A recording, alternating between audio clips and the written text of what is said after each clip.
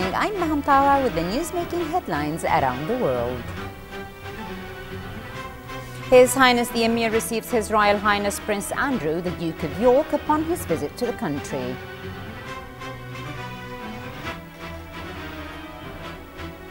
His Highness the Emir urges the Minister of State for Housing Affairs and the Housing Authority leaders to speed up completion and distribution of houses to citizens. The Council of Ministers is briefed in its meeting today on the recent meeting between the GCC Ministers of Defense and US Secretary of Defense. And the Governor of the Central Bank of Kuwait reveals the new edition of Kuwait's currency and denominations.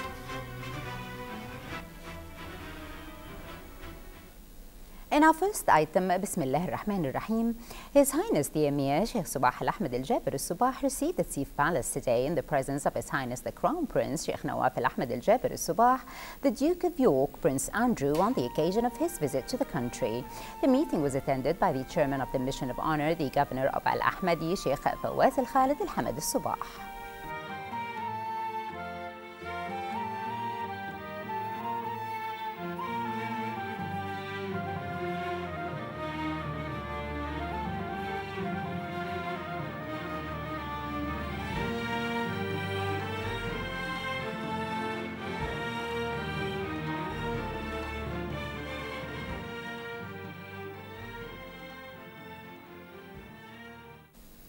His Highness the Emir Sheikh Sabah Al-Ahmed Al-Jaber Al-Sabah hosted today in the presence with His Highness the Crown Prince Sheikh Nawaf Al-Ahmed Al-Jaber Al-Sabah a luncheon banquet at Dar Salwa in honor of His Royal Highness Prince Andrew, the Duke of York, and his accompanying delegation on the occasion of his visit to the country.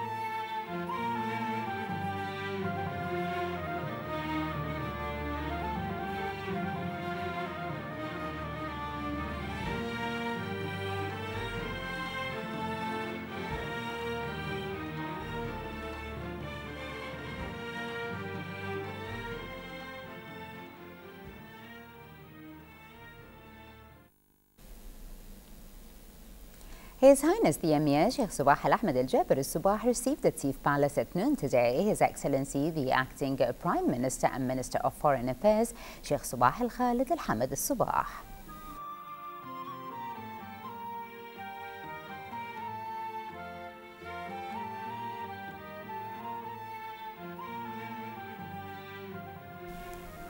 His Highness the Emir received today morning at Sif Palace Chairman of Kuwait Chamber of Commerce and Industry Ali Mohammed Nayan Al-Ghanim.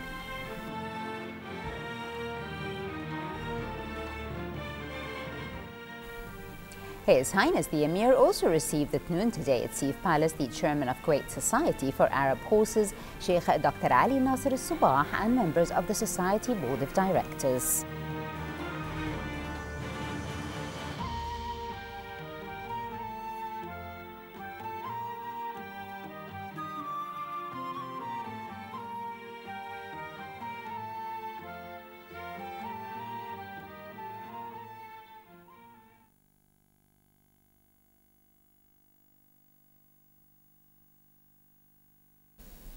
His Highness the Emir Sheikh Sabah Al-Ahmed Al-Jaber Al-Sabah received today morning at Sif Palace the Minister of State for Housing Affairs, Yasser Abul, who introduced to His Highness the Director General of the Public Authority for Housing Care, Engineering Badr Ahmed Al-Wagiyan, and the authority leaderships on the occasion of their appointment in the new posts. His Highness provided them with his directives and urged them to provide proper housing to the citizens by working out practical solutions to the housing problem and implementing the housing projects under implementation by the Public Authority of Housing. On the other hand, the Director General of the Public Authority of Housing told reporters that he and his colleagues, the deputies of the General Manager, had the honor this morning of meeting His Highness the Emir and listening to his directives regarding the need to speed up execution of the housing units and handing them over to the citizens. His Highness also underlined the need to cut short the time in which the citizens and their families receive their houses. Mr. Al-Wagiyan said they asserted to His Highness the Emir that the Public Authority of Housing was fully determined to expedite completing the housing units and to cut short the waiting period. He pointed out that the Public Authority had worked out an intensive program for the current fiscal year, during which around 20,800 houses will be distributed. His Highness the Crown Prince Sheikh Nawaf Al-Ahmed Al-Jaber Al-Sabah received Minister of State for Housing Affairs Yasser Abul at Sif Palace on Monday, today. During the meeting, the Minister introduced to His Highness the Crown Prince a newly appointed Director General of the Public Authority for Housing Welfare, PAHW Badr Al-Wagiyan, and several newly appointed Deputy Directors General of the PAHW.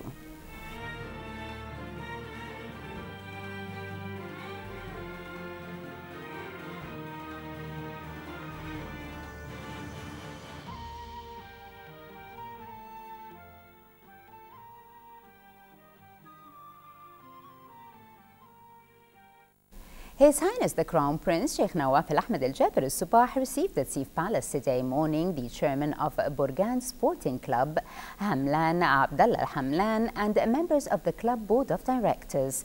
The meeting took place on the occasion of the establishment of Burgan Sporting Club and the formation of its new board of directors.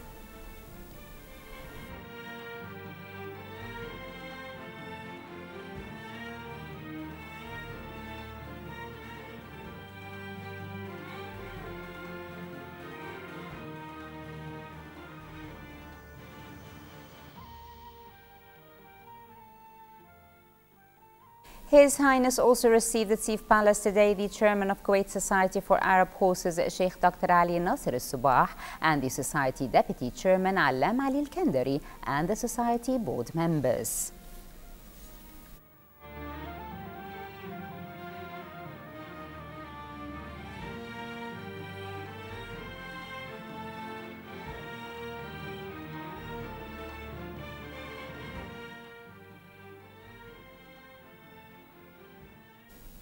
The acting Prime Minister and Minister of Foreign Affairs, Sheikh Sabah Khalid Al-Hamad Al-Sabah, chaired today a cabinet session during which the Deputy Premier and Minister of Defense, Sheikh Khalid Al-Jarrah Al-Sabah, briefed the Council of Ministers on the outcome of the meeting held in Jeddah between the GCC Ministers of Defense and their U.S. counterpart.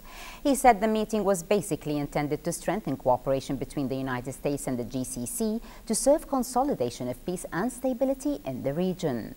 The Minister of State for Cabinet Affairs and Acting Minister of Justice Sheikh Mohammed Abdullah Al-Mubarak Al-Sabah said the Council of Ministers asked the Deputy Premier and Minister of Interior and Acting Minister of Awqaf and Islamic Affairs to take necessary measures for the by-elections for the remaining time of the current legislative term of the National Assembly in 3 constituencies. The Council of Ministers also adopted the draft decrees for appointment of a number of officials in the rank of Assistant Under-Secretaries. The Cabinet also discussed the political issues in light of the incoming reports tackling a number of Arab and international developments. His Excellency, Acting Prime Minister and Minister of Foreign Affairs, Sheikh Sabah Al-Khalid Al-Hamad Al-Sabah, received today at Sif Palace His Royal Highness Prince Andrew, the Duke of York, on the occasion of his visit to the country. The meeting was attended by the head of the Mission of Honor, the Governor of Al-Ahmadi, Sheikh Fawaz Al-Khalid Al-Hamad Al-Sabah, and the Director of Europe Department at the Ministry of Foreign Affairs, Ambassador Walid Ali Al-Khbezi.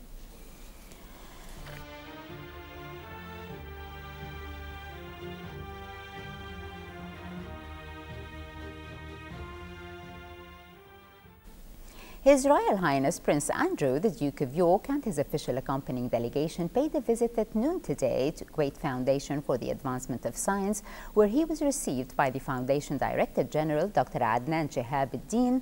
His Highness was accompanied during his visit by the head of the Mission of Honor, the Governor of Al Ahmadi, Sheikh Fawaz Al Khalid Al Hamad Al Subah.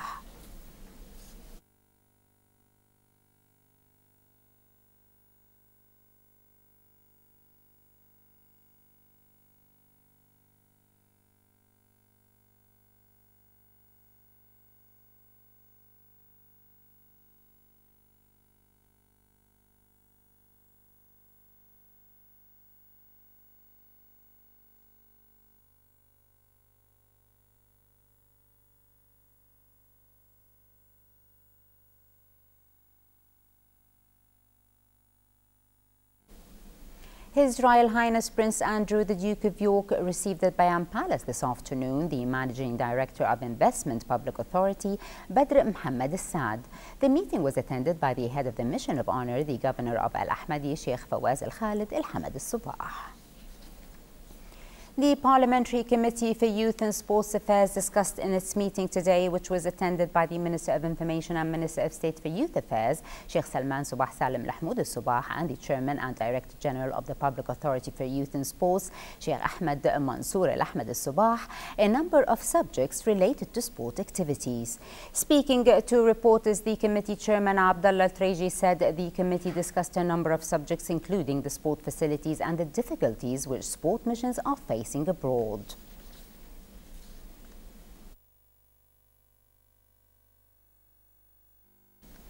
The Ministry of Interior issued instructions regarding by-elections to fill the 5 vacant seats in the 2nd, 3rd and 4th constituencies. The ministry said the people who want to submit their candidacy papers will be able to do so as of Tuesday, the 20th of May 2014, and until the end of the working hours on Thursday, 29th of May 2014. The ministry statement specified the conditions for accepting and validating the nomination for the elections. The statement said withdrawal from the race must be done through a request officially submitted by the candidate himself 7 days before elections.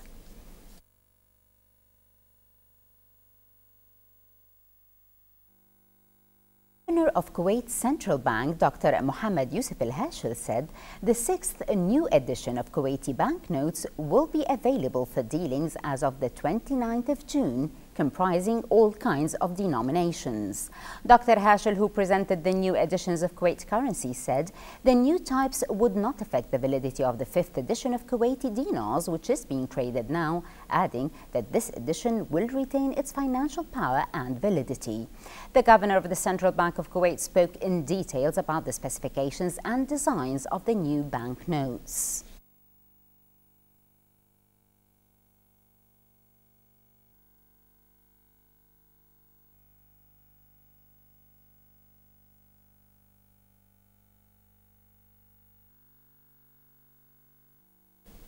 The political crisis continues in Libya, where a number of attacks causes chaos as the parliament is paralyzed by divisions between diverse parties and more nationalist rivals. Many Libyans blame the government for their failure to progress towards democratic transition since the fall of Muammar al-Gaddafi in 2011. More in the following report. Libyan Justice Minister Salah al-Marghani condemned the attacks in the country, calling for an end to the violence and the need for national dialogue. The Libyan capital remained tense today, a day after forces loyal to a renegade general, Khalifa Haftar, demanded parliament freeze work and hand power to a body drafting a new constitution. The parliament building in the capital Tripoli was overrun by a militia group, and 2 people were killed and more than 50 wounded. Smoke rose over parliament after gunmen attacks, and gunfire erupted across Tripoli, where rival militias clashed in some of the worst violence in the city since the end of 2011 war against late dictator Muammar al-Gaddafi. Forces apparently loyal to the renegade Libyan general said they had attacked parliament and suspended its activities, directly challenging the legitimacy of the country's central government. However, the Libyan government has insisted that it remains in control of the country despite a series of heavy attacks and clashes over the weekend. This week, a new government is expected to replace the caretaker government, and a new Prime Minister, Ahmed al-Ma'tiq, is expected to be sworn in pending parliamentary approval.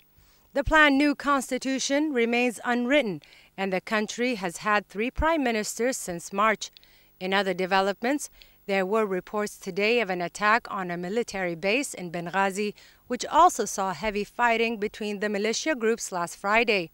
Also today, the violence escalated as unknown attackers fired rockets at Benina Airport in Libya's second-largest city of Benghazi. Since the end of Gaddafi's one-man rule, militias of ex-rebels have become de facto power brokers in the uprising of Libya's political chaos. The Israeli Zoning and Housing Authorities approved a plan to build a new national park in East Jerusalem over lands owned by Palestinians of Al-Asawi and At-Tur towns. The blueprint is made to take over some 700 acres of land of both towns, lacking proper infrastructure. More in this report with Fatma Abdel Karim from Ramallah. The Israeli Zoning and Housing Authorities approved a plan to build a new national park in East Jerusalem over the lands owned by Palestinians of Al-Isawiyyah and Al-Tur towns. The blueprint is made to take over some 700 acres of land of both towns, who are also lacking proper infrastructure. The discrimination is very clear here. Since 1967, the Israelis are working for increasing the settlers' population and decreasing the Palestinian population through land annexation for public parks or public interests. The 2 towns will be isolated and banned from natural growth. The families of Al-Isawiyyah and At-Tur objected and followed through a year-long process of legal objections with no avail. They appealed not only against the plan itself, but also against the land annexation, which they are now facing. The fear is that the project will impose serious changes to the lands, stripping it from its cultural context, besides it being a violation to international laws. The Israeli authorities are expanding and are building new settlements in the occupied city of Jerusalem and banning Palestinians to build any houses or to use the lands that we have. Unfortunately, only 12% of the land of East Jerusalem, we are as Palestinians are allowed to use it for building houses and schools, educational centers and hospitals. Over 40,000 Palestinians currently live in the towns of Al-Isawiyyah and At-Tur in East Jerusalem, and the National Park blueprint will not allow their natural growth. This is not a unique case, as the Israeli land grab policy continues to seriously affect the structure of the city entirely and threaten its people with isolation. Fatma Abdel Karim, Kuwait TV, Jerusalem, Palestine. Norway, a major Western sponsor of South Sudan, Oslo is hosting a donors conference on May the 19th and 20th to the world's youngest nation, torn by conflict since December. Norway is pledging $63 million to help alleviate the humanitarian crisis in South Sudan. The Nordic country, one of South Sudan's main Western sponsors, together with the United States and Britain, is hosting an international conference to raise humanitarian funds for South Sudan on May the 19th and 20th in Oslo.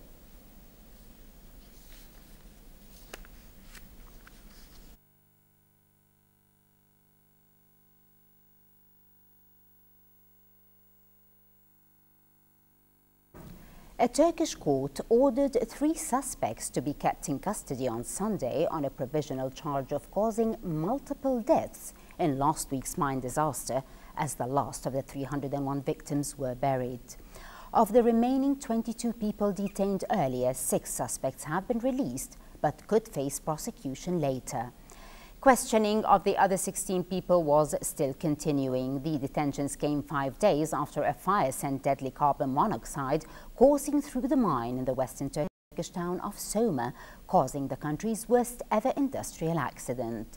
The disaster sparked protests across Turkey, directed at mine owners accused of ignoring safety for profit and at Prime Minister Tayyip Erdogan's government, seen as too close to industry bosses and insensitive in its response. And in our final item tonight, Kuwait Stock Exchange indices were mixed today, with the price index shedding 0.76% to reach 7,348.76 points. The weight index also retreated 0.09% to close at 492.19 points, while the KSX 15 added 0.15% to close at 1,201.81 points. Trades altogether came to 4,411 transactions worth about 26 million Kuwaiti dinars, with around 180 million shares changing hands. For a chance to see our reports again, please visit our YouTube channel at MOI Kuwait News. Well, with that, we conclude our news bulletin. Thank you for joining us. Have a pleasant time. I'm Maham Tawa. Before we go, we remind you once again of our main top stories. Have a pleasant time and good night. His Highness the Emir receives His Royal Highness Prince Andrew, the Duke of York, upon his visit to the country. His Highness the Emir urges the Minister of State for Housing Affairs and the Housing Authority leaders to speed up completion and distribution of houses to citizens. The Council of Ministers is briefed in its meeting today on the recent meeting between the GCC Ministers of Defense and the U.S. Secretary of Defense. And the Governor of the Central Bank of Kuwait reveals the new edition of Kuwait's currency and its denominations.